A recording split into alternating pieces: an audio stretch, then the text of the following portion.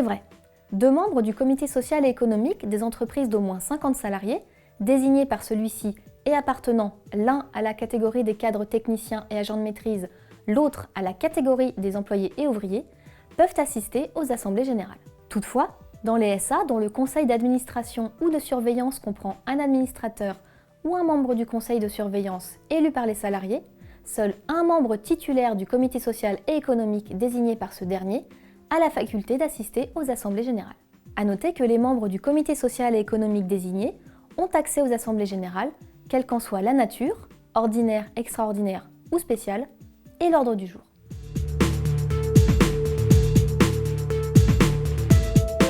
C'est faux. Les représentants de la masse des obligataires peuvent assister aux assemblées générales de SA, mais sans voix délibérative.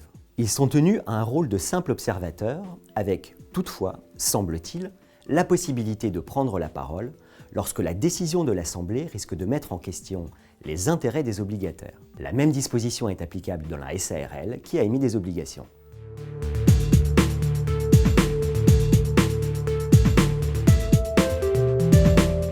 Pas du tout.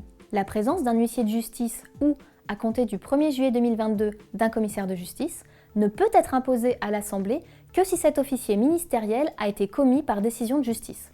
En pratique, la présentation de la demande de désignation d'un huissier de justice ou d'un futur commissaire de justice chargé d'assister à l'Assemblée s'effectue auprès du président du tribunal du lieu où cette Assemblée doit être réunie ou, en cas de litige au fond existant entre l'actionnaire et la société, devant le président de la juridiction saisie au fond. À noter qu'il résulte de la jurisprudence que les tribunaux font droit à la demande lorsque sont invoqués des motifs graves intéressant directement le fonctionnement de la société.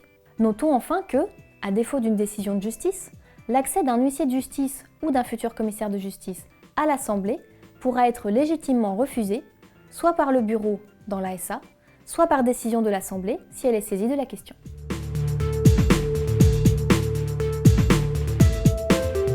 En effet, il arrive que les tribunaux nomment, le plus souvent en référé, un mandataire avec mission de voter lors d'une assemblée générale, avec les parts ou actions d'un associé ou actionnaire et à la place de celui-ci. Tel est le cas si un actionnaire minoritaire refuse de voter une résolution dont la survie de la société dépend, commettant ainsi un abus de droit de vote. Tel peut être aussi le cas lorsque la propriété des droits sociaux est litigieuse ou que ces droits font l'objet de droits concurrents.